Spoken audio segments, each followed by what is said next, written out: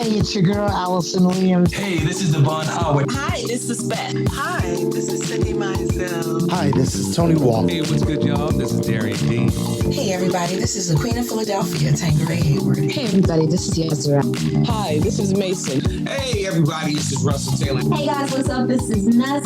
Hey, this is Kenny Allen. What's up, everybody? This is Cecily. Hey, this is Cody J. Hey, this is your girl, Castella. Hey, everybody, this is Rebecca Jade. Hey, everyone, this is Hill Street Soul. What's up, good people? This is Basis. You've been used to 4. Hi, this is Melvin Lee Davis. Yo, wait a second, this is Noel Gordon. Hey, this is your girl, Lady Alma. What's up? This is Trey Lorenz. You're listening to Troy Saunders on the Boss Entertainment Podcast on Urban Influencers Radio. Hey, welcome to this week's episode of the Bass Entertainment Show. It's your host here, Troy Saunders. Yo, I'm going to start off with this brother by the name of Nick Hansen. I don't know how I missed him last year, but I'm glad I found him in 2025. This song is called Lola. Honey, I'm sorry, but I gotta get paper. Wish that I met you just a little bit later. But as it is, it's not for me to make my bed right. So this is goodbye, yeah. Honey, don't worry, won't change nothing. I'm sick and tired of wasting all of my loving when you don't care. Been through this long enough to know my child, and I can't lie. The good times just ain't good enough for me to keep feeling so I'm reciprocated. All this love I'm giving up, I gotta go find someone that's gon' appreciate it. No more time for dehydration. Malnutrition, seven-figure situation. I found someone right to love me without you.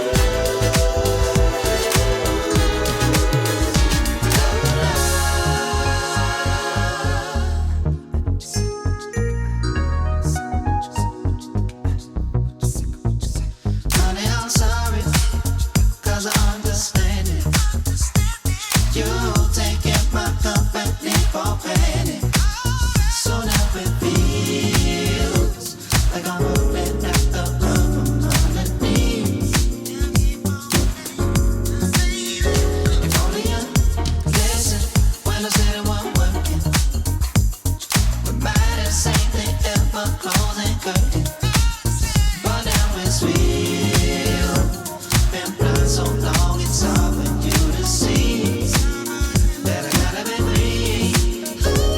The good times just ain't good enough for me to keep feeling so I'm reciprocated.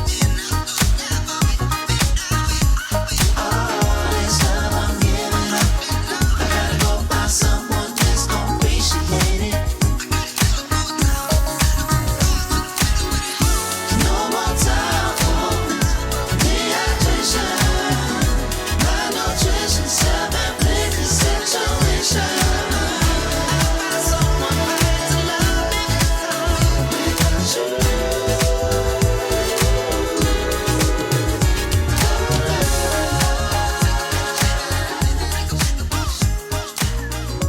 Yo, that just got a groove to it that won't quit. I love that song right there, y'all. You know what? I can't wait to get to the artist that we have on here today, Mr. D-Train. Mr. D-Train, you know, we all know him from the 80s and 90s. You know, You're the One for Me, Keep On, and so much more. And we had such a great conversation. And wait till you hear it. I mean, it's so uplifting. It just made me feel good. We had a great time. So, but until that time, I want to play a couple more songs, okay? Check this one out. This one is called Boney Kirk. And something tells me that he is giving a little tribute to Boney James and Kirk Whalum. And the artist's name, Mikael Rubin.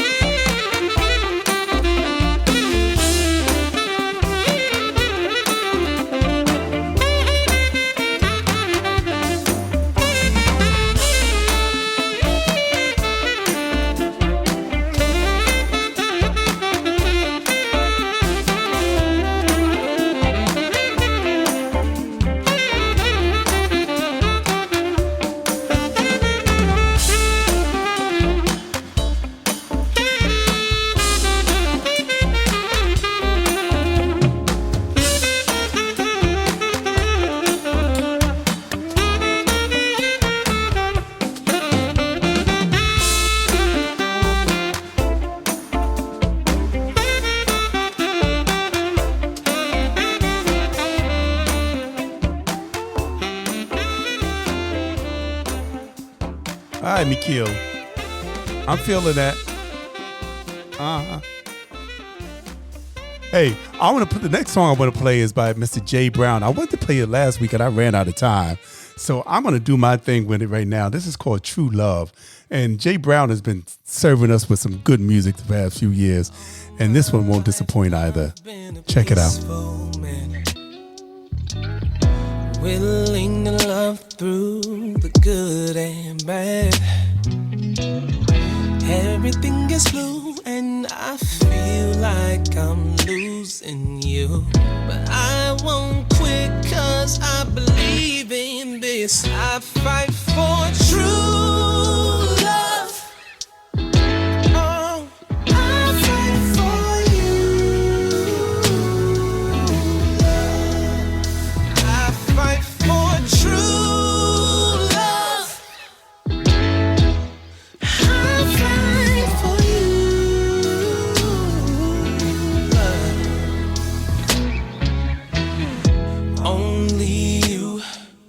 Can dry every tear. Only you can erase all fears. And we all got our wounds to heal. Even if I'm the last man on the battlefield, I fight for true.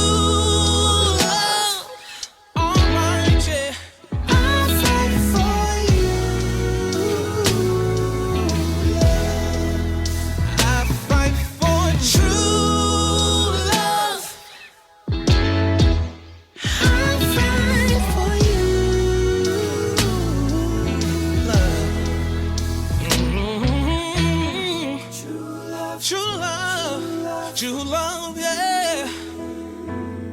True love.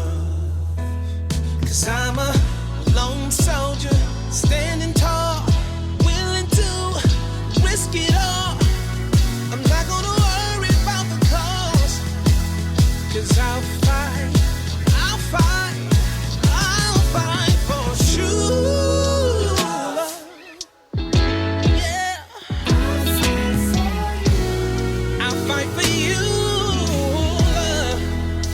Yes, I'm fighting for true love. Yeah. You don't have to need me, I'm right here. I fight Yeah. for true. That's one singing fool right there, Jay Brown. That's his latest one, True Love. I'm going to play a couple more songs. I want to play this song right here called Waiting on You. And it's by Camper featuring Tone Stith. I think I said his name right. Tone Stith, or is it Tone Stith? Anyway, the song is called Waiting on You. If I made a mistake, y'all hit me up and correct me on the pronunciation, okay? I'm checking this one out too. I'm loving it. This is called Waiting on You, okay?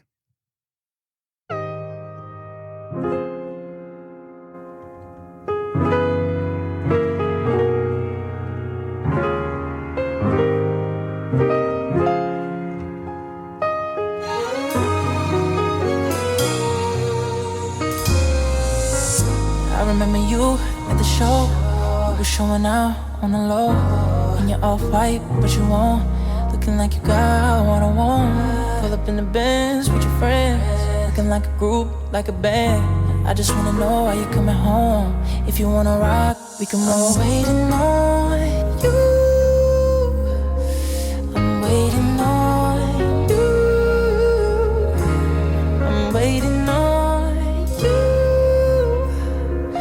I'm waiting on you.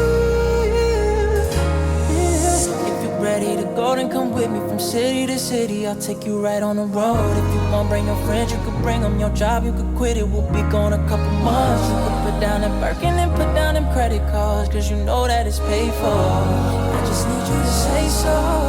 I'm waiting on you.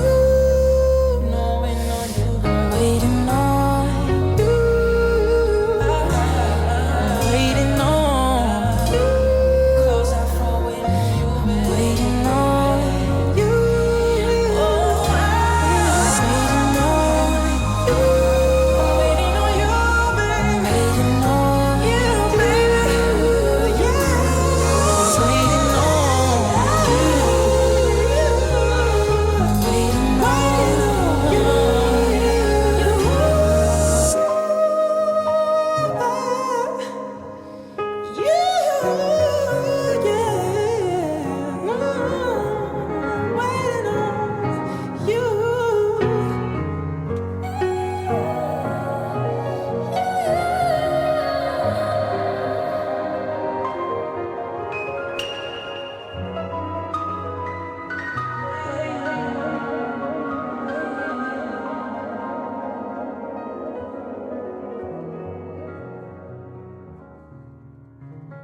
Wasn't that beautiful?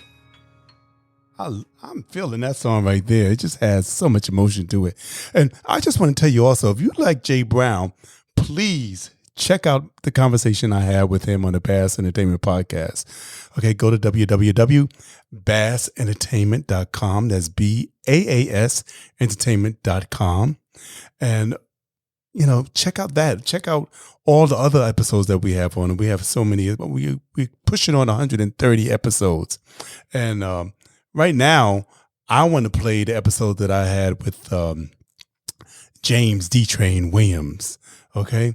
This episode was insane. We had such a great time, and I'm sure you're going to enjoy it. So without further ado, this is my conversation with James D-Train Williams, who has a new album out called The Other Side of the Tracks. Now, we're going to get to the gentleman that we have on today.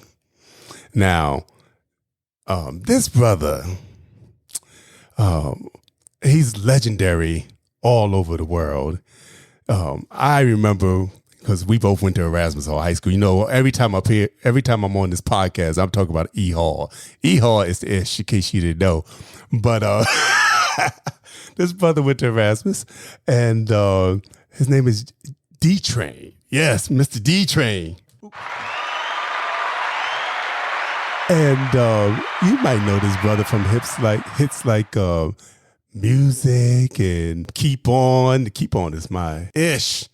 And You're the One for Me. Oh my God, the list just goes on and on and on.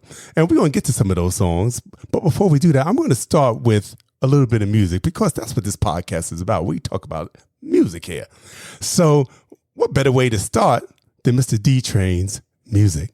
So I know y'all know this. Check it out. What would you do without music? Where would you be without a song? Whoa.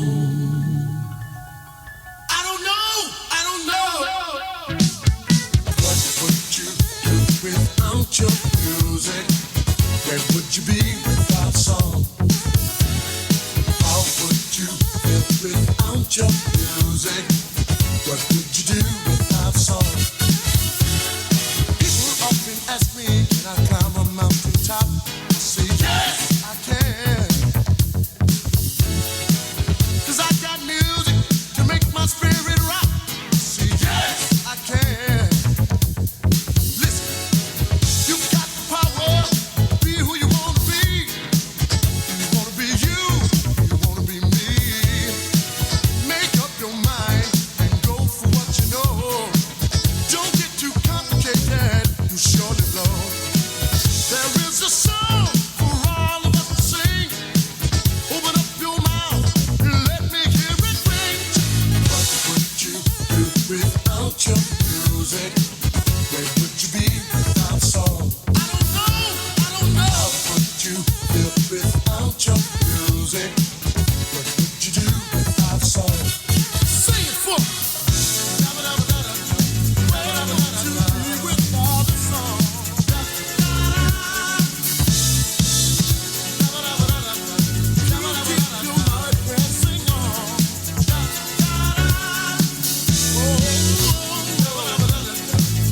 would you be without a song?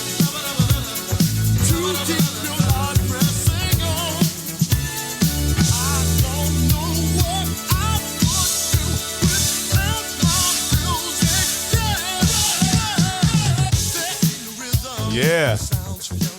Yo, let me tell you something. We talk about over 40 years ago, and it's still pumping. What are you talking about? That's how you know music is bad. That's how you know it. Hey, without further ado, let me introduce to you the incredible, the incomparable Mr. D-Train, y'all. Hey, what's up, Troy? How you doing, man? What's up? I'm excited, Dave. If you didn't know, I'm excited. Hey, you know how we say in Erasmus, Dale. Hey, and you was on the football team. Look, what do you think about the football team nowadays? They are whooping everybody's behind, aren't they?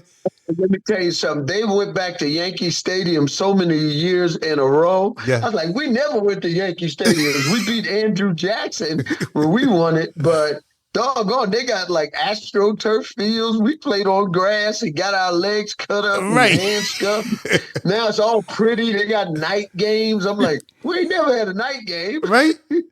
I'm like, this Erasmus Hall High School football team is doing it nowadays. Matter of fact, they went to London also. They played overseas. Yeah. I did not know that. Yeah, earlier this year. Crap. Oh, man, you know what? I wish Wayne G was alive to see that. I know, Because he that's was the true. one that kept us all together. Wayne Gabriel, Yep. who was captain of the team when I played, man, he was that guy. And even after, we all got older and it was 30 or 40 years had passed, and he'd hold those homecoming games and everybody would come home. Blondie, Sugar Bear, everybody, Heavy. We all come back just to see the team play. They had the Dutchman corner, and they'd sit out there and they'd eat and cook out and stuff. It was like a cookout. Yeah. And it was really cool. I took my daughter one year, and she really had a good time. A lot of people are still in New York, and a lot of people left New York. Like a lot of the musicians, like Sharon Bryant, who was the former lead singer of Atlantic Star, and Daryl Tukes and Fonzie Thornton, who was Luther Vandross' best friend. A lot of those guys, Carlos Alomar, who wrote Let's Dance with David Bowie. These guys are now professors down at NYU. Mm-hmm. And because the world has changed in such a way, there's no more session work because everybody got studios in their home. So nobody's paying any more exorbitant amount of money to the hit factory like we had to do with Michael and Luther and all that stuff, paying thousands of dollars a day just to record your song. Then you had to pay the engineer a couple of $1,000 a day. Now you just do it in your house, and you can do it with good musicians from around the country because everything now is internet. Yeah. Troy, that's the way it is. So let me ask you, I was going to get to that because I was going to ask you, Okay. if the internet was around when you first came out, do you think you would still wanted to be a part of a major label, or would you have done it independently? I would still want to be part of a major label. And Prelude, thank God, was not a major label. No, it wasn't. It was an independent label on 57th Street, because at the time when Hubert took my demo to all of the record labels, Capitol Records, Columbia Records, Arista, Elektra, back then you had RCA, they all turned it down. They said, he can't sing. Why don't you get a girl on those records? He's too loud. His own father, Hubert's own father, said, he's too loud, son. Tell him to tone it down. And Hubert was like, no, that's the way he sings, So there was so much dissension on my voice. They did not like it. And he took it up to Prelude Records at the time, which was a major component in the independent market with Franz Jolie, the Strikers, Nick Stryker's band. You had Unlimited Touch. And Joyce, what was her name? Oh, I can't remember her name. Joyce, oh, God. And it's right on the tip of my tongue. But they had so many artists up there. And it was a wonderful thing to be part of that roster, because back then we had clubs, Troy. Mm-hmm. We can go up to, the Silver Shadow on 57th Street. We go down to 14th Street to the Underground. We have Bonds International on 45th, in Broadway. We had the Paradise Garage in the Meatpacking District. You had everything was all over the place. So every week we were doing 3 and 4 shows, and the music represented that. And if you didn't have a major label pushing you out there, and Frankie Crocker loved us. Yes. So back then, the way New York radio worked, if Frankie loved it, the country loved it. That's right. Because whatever Frankie loved went all the way across the USA. Because everybody was watching what he did. It was the truth. He was the chief rocker, Frankie Crocker. Yes, he was. Hey, this is Toy Taha, and you're listening to Troy Saunders on the Bass Entertainment Podcast. Keep it locked right here. So let me ask you another question. So, of course, we all know, well, I know and you know, that you and Will Downer went to Erasmus. You graduated a year before Will. Right. Yeah, I graduated in 80. Will got out in 81. But Will was the one that really peeped me. I sang in the church choirs with Reverend Timothy Wright. Ronnie Dyson was my choir director when I was a kid. Al Sharpton, we knew him as Alfred. He was my junior church minister when I was a kid. So I grew up in that mega church in Brooklyn on Bedford and Bergen, Washington, Temple Church of God in Christ. And, you know, after getting out of that church, it was hard to go to a small church. It really was, because we had a great pastor in Bishop Washington, Madam Washington. So you had your values set in you. You know, you had those lines and those barriers that you did not cross. And when I got to Erasmus, I only went to Erasmus for one reason, and one reason alone. When I first entered Troy, I got tired of running. I went to a white neighborhood. My mother bused me to PS 153 on Avenue T in Homecrest out there in Brooklyn in the 60s, 70s. And it was the Italian neighborhoods, and racism was at its height at 3 o'clock. So going to junior high school, I wanted to get into athletics. I wanted to play on the baseball team or the basketball team. Couldn't do it, because after 3 o'clock, the kids, the whole neighborhood changed. The fathers came home. You're dealing with the Italian mafia out there in Brooklyn near Sheepshead Bay. So you had to, you know, we would have to run to catch that train, that D train at Kings Highway. And it was one block going that way. So, and the kids that was in school with you, or either the Italian kids in the neighborhood, they were throwing rocks at us, man. Now you ain't got your mother for protection, no bus taking you home. You got to make it up them stairs to the train station before the white kids beat you up or jump you. And we would all go in groups together so we didn't get jumped. You know, and we could make it back to Prospect Park in Brooklyn. Once we got to Prospect Park, we knew we were safe. Right. You get past Church Avenue in Newkirk, you knew you was good.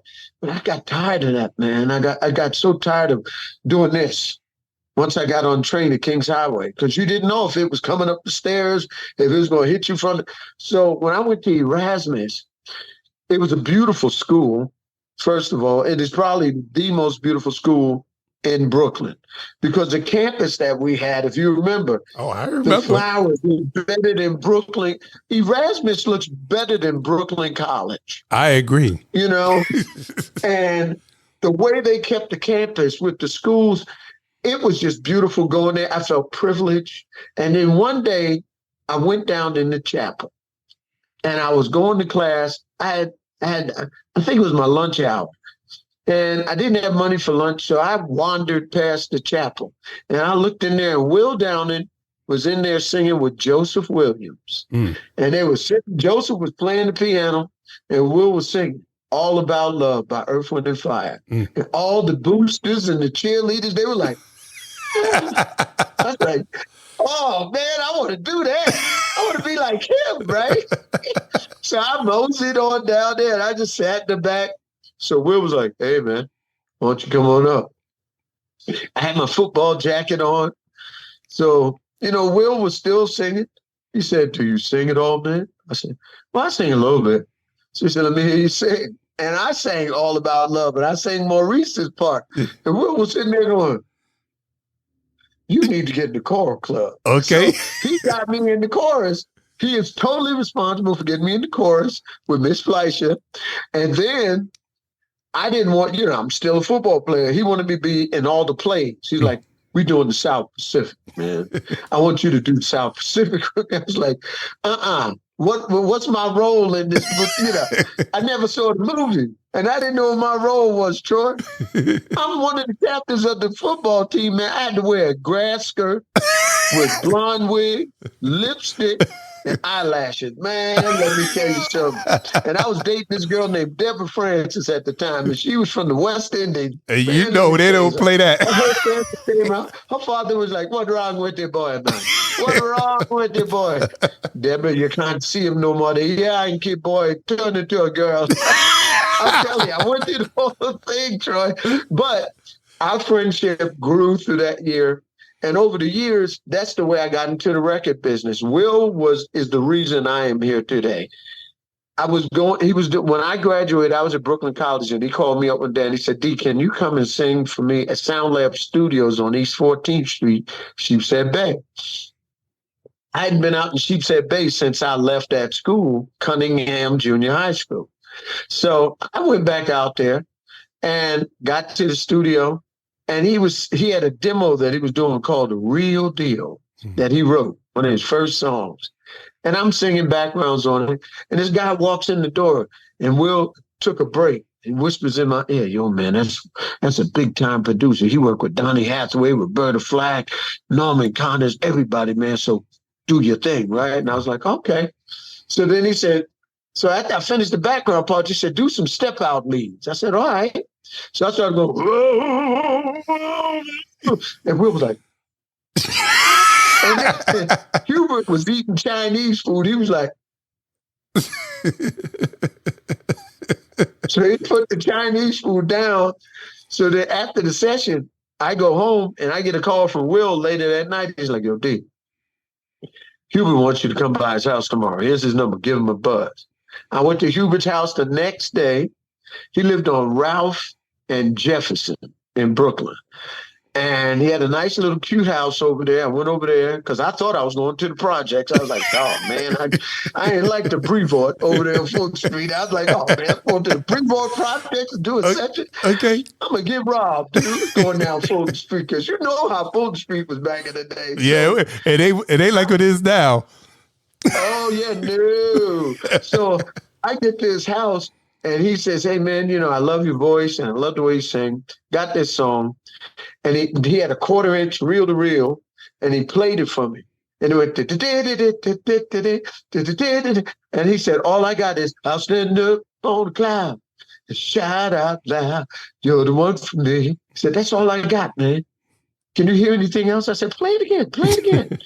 So then he started playing it again. I said, give me a pen, give me paper. So he gave me a pad. We wrote that song within an hour. Wow. And we recorded at his house, and the rest is history. And every time we got together, we wrote Keep On.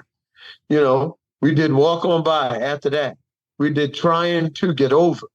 And we had a chemistry that we built as songwriters to that everywhere we got together, it was like magic. Mm-hmm. And it still is. It is. It's still magical when I get around it, because it's like the student and the teacher, you know, because even today, at 62 years old, my methodology in writing a song is very much from what I learned from Hubert. Coming up with sounds. I sit there, it may take me 2 or 3 hours to go through every sound on every keyboard that I need. But that was the patience that Hubert exhibited. It would take him 2 days to get a drum snare. We'd be sitting in that studio for 2 days going, no, that's not it. That's not it. And you're sitting in the other room talking about, can you hear or not? Do you need some headphones and stuff? I mean, but he was that meticulous because he wanted to be like Steely Dan, like Donald Fagen, like Todd Rundgren, like Lionel Richie, like Prince, because those guys, and Michael Jackson, they took time for excellence. And anything less than excellence wouldn't do for him.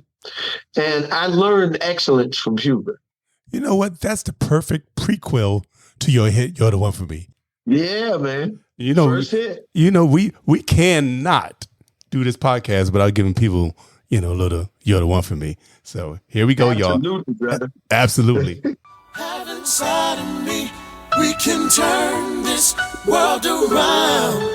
We can live through all eternity, and we never touch the ground. We'll take a chance to ride upon a star to a place that's far away. The light of love will shine on us forever and a day.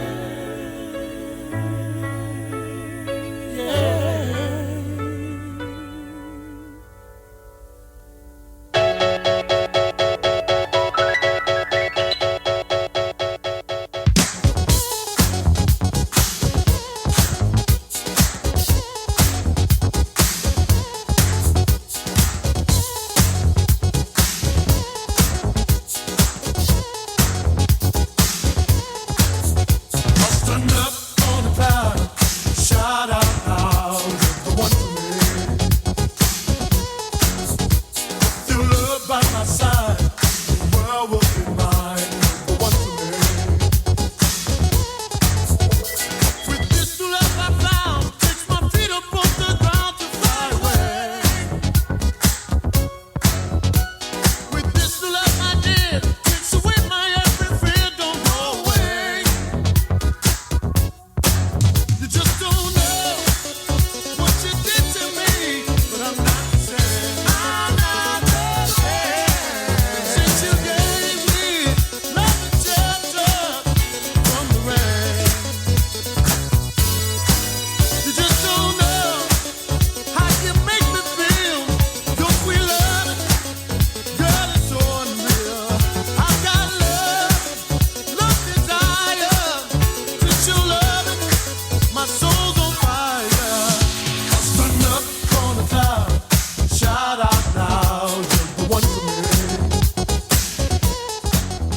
With your love by my side. Yeah. Let me tell you something. When this came out, this had all of New York City rocking. Everybody in New York City was rocking on this song. My father must have played this song 20 times one night. And he was like, yes, yes, yes. He was You know what's funny?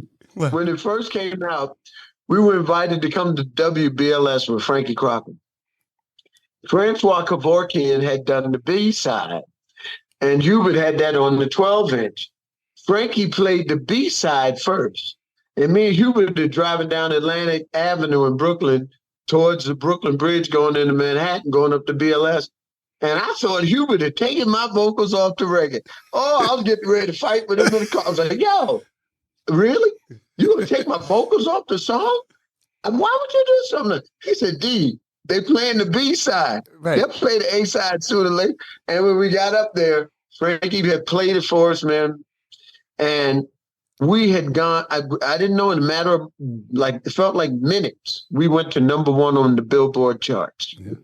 Yeah. I was 19 years old, just turning 20, and the world had opened up. And the next thing you know, I'm on the road opening up for Parliament Funkadelic with George Clinton for a number of years on the Miller Sound Express.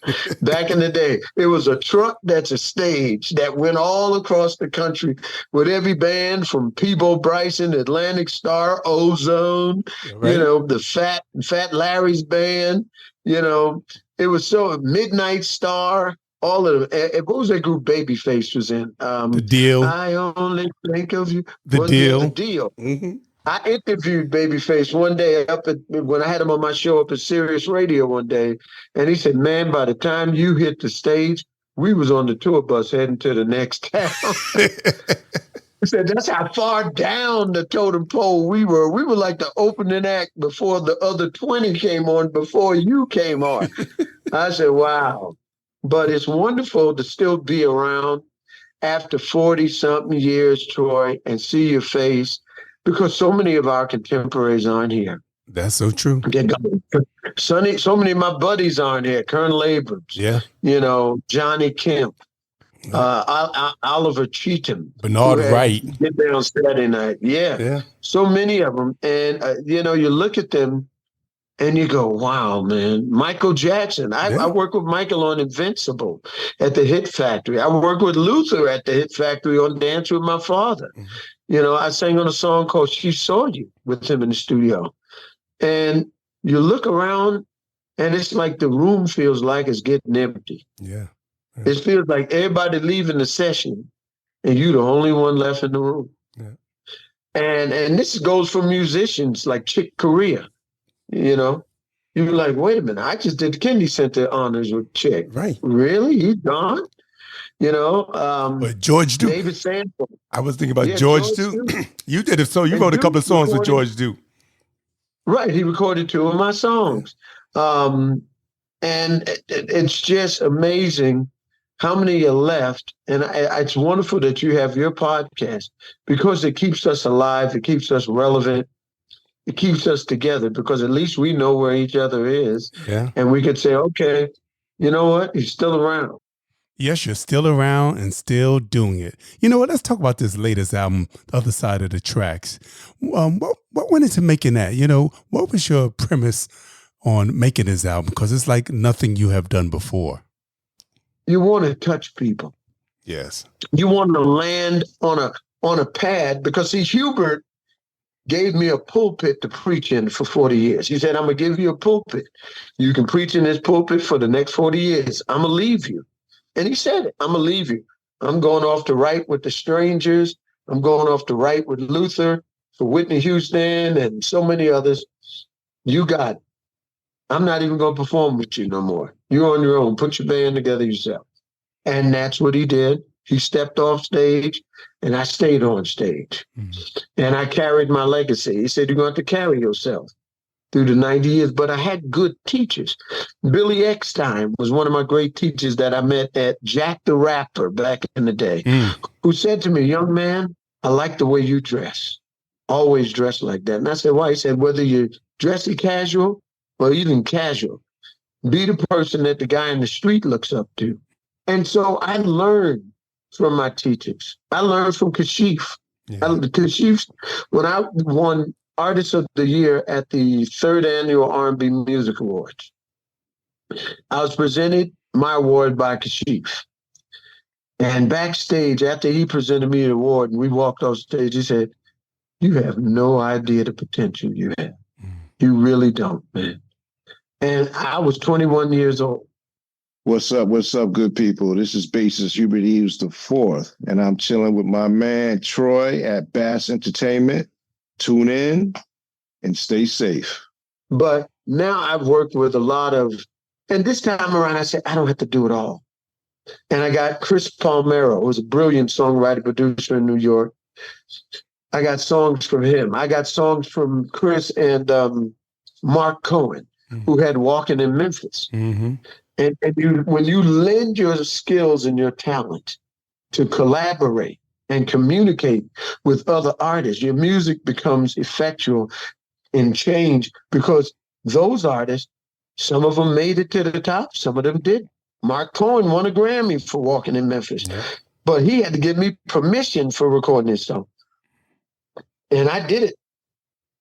And it's on the album, and it's with a 16-piece orchestra recorded at Clinton Studios back in the early 2000s. And it took me 3 days to sing it. It's called Chains, because it talk about dropping things off of your life. I mean, that's what this thing is about. Peeling back the layers of yourself, Troy, and finding out, you know what? I can make it through today because I made it through yesterday. Yeah. And all I got is today. You know, I ain't worried about tomorrow because I don't control that. Yeah, you know what? Let's play a little bit of Chains. You know, this is off the latest album, The Other Side of the Tracks.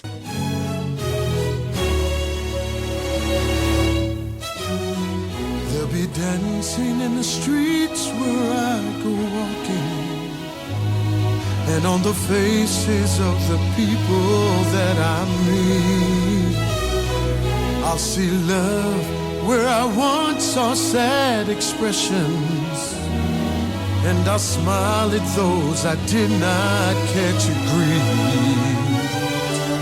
I'll sit in every room where I found danger, until nothing else but peacefulness remains.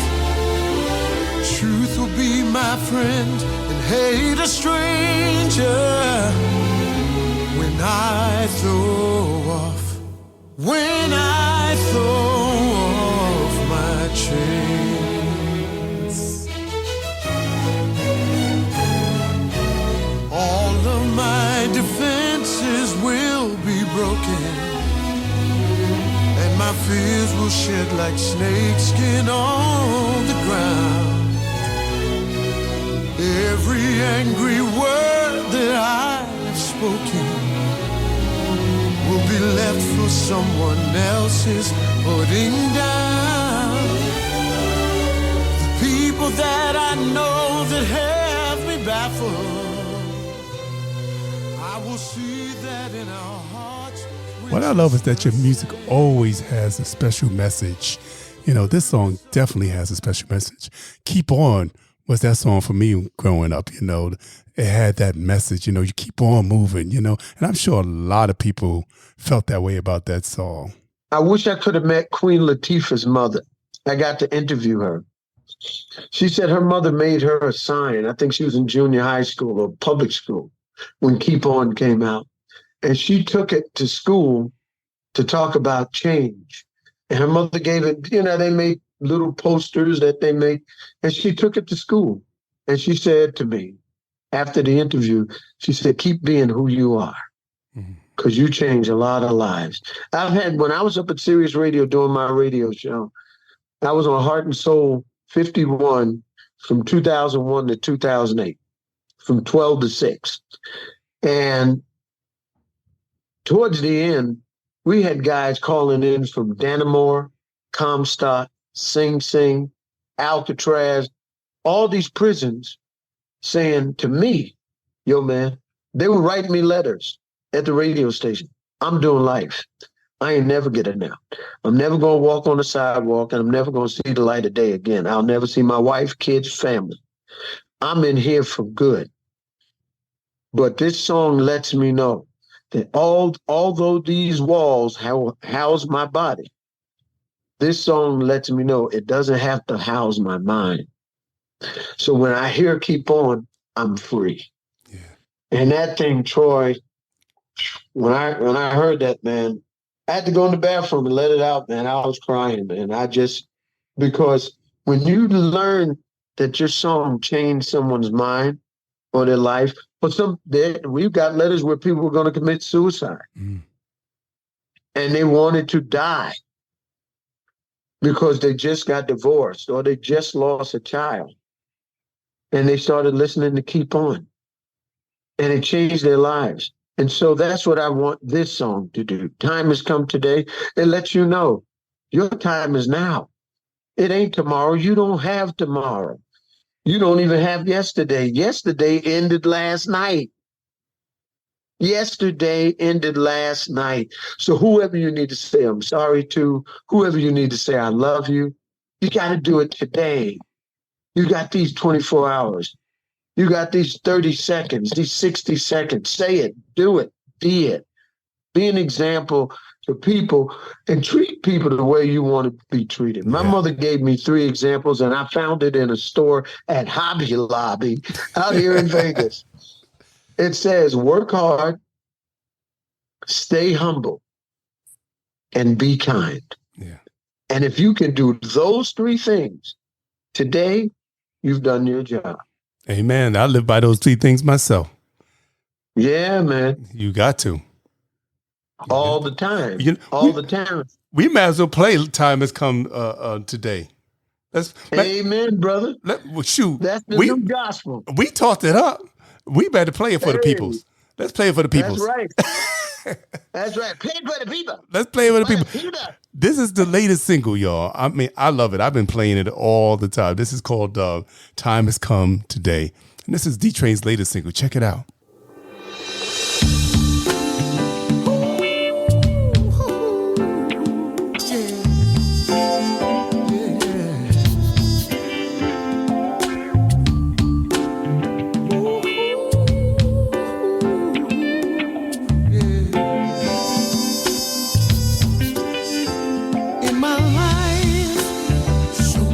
Changes.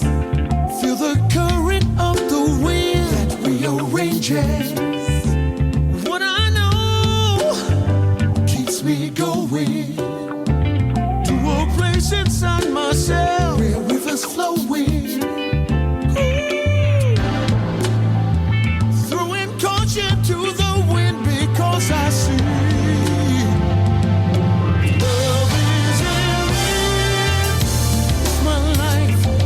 Time, it's my moment left to shine. No more fears, no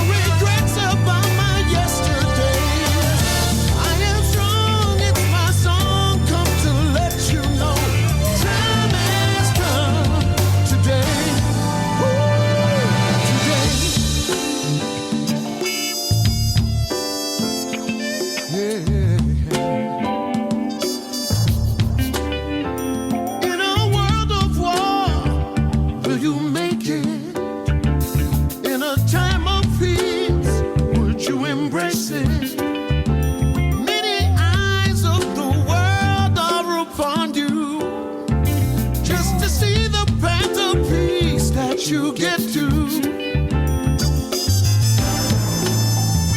Throwing caution to the wind because I see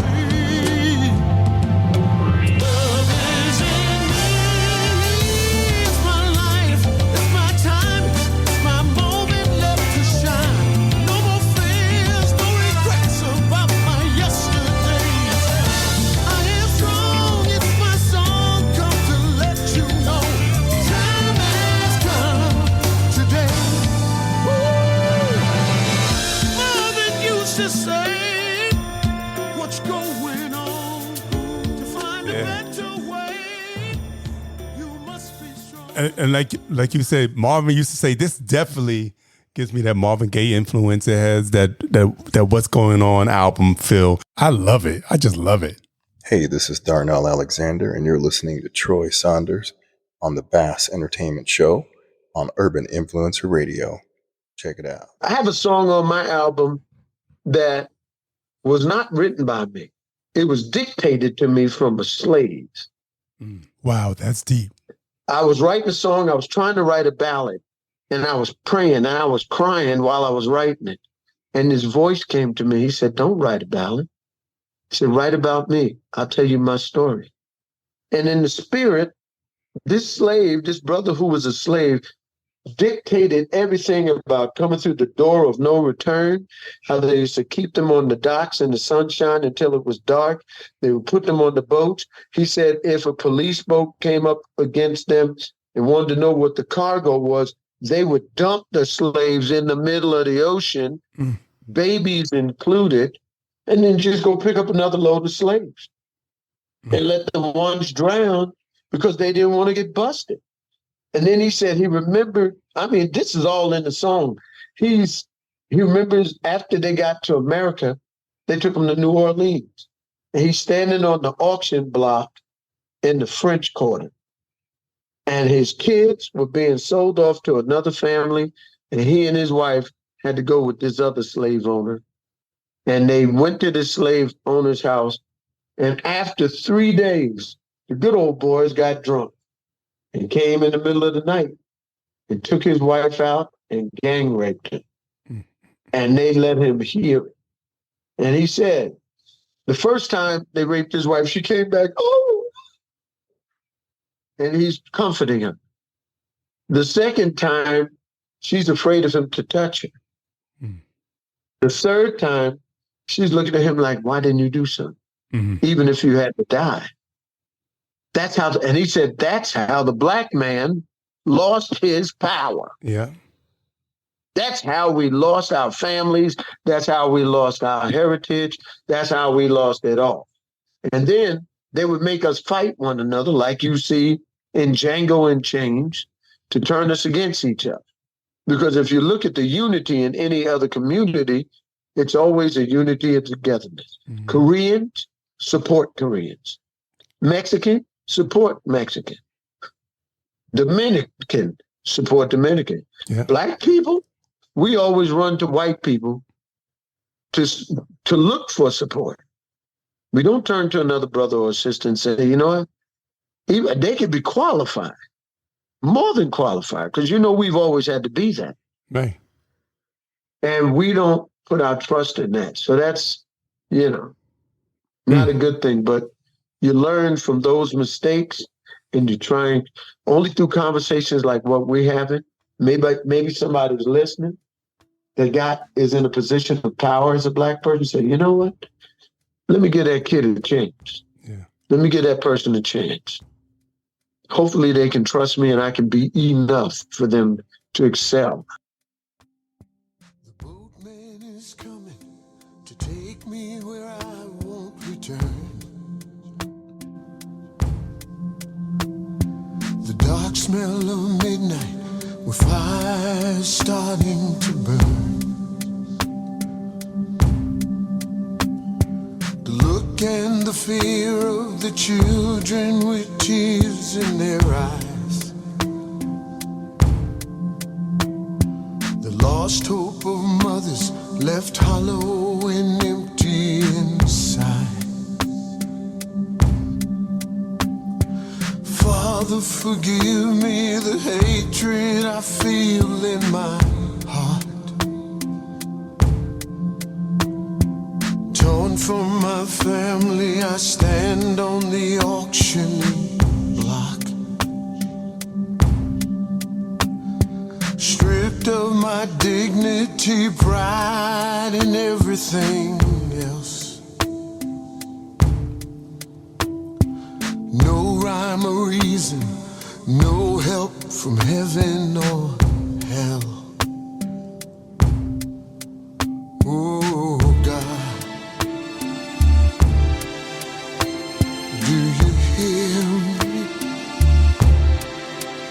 Oh God, do you see me? Screams in the midnight of women whose husbands can't speak. No room for mercy, no place to die for the weak. Where is the God of Moses who spoke out before? Did they blindfold his eyes? That's just deep. You know, I hope you're able to get into this, okay? I know it's a little different what I usually play, but I feel like I just had to play it, okay? That song is called Calling for Mercy, and that's a song that was dictated to D-Train by a slave. Like I said, this album is unlike any other album that he has done, but you can tell that it all comes from a spiritual spot. It's from the heart. Hey, D, drop us one more gem before we get up on out of here. Life is a choice. You can choose to live it, or you can choose to watch it go by. And in choosing life, live your dream. Live your dream life. Because if you don't live your dream life, others will make you work for them so that they can live theirs. Tell them, boy, you just dropping all the gems tonight.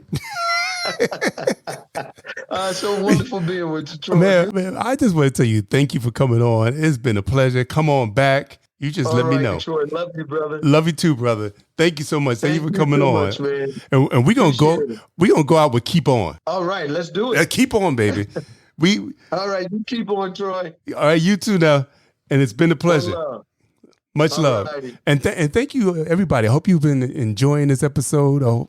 We've been talking to the incredible Mr. D-Trade. Yes. All right, brother. Yes. And once again, thank you for checking out the Bass Entertainment Podcast. We have been having a great time today. And let's continue to love one another, because there's a lot of things out there trying to bring us down and make us feel bad. Hopefully this, if you were feeling down or if you're feeling any kind of way, this is bringing you some type of love and happiness. That's what we do here at Bass, is spread love and happiness. And if you are feeling down, this song is for you. Keep on, all right? Peace. Love y'all.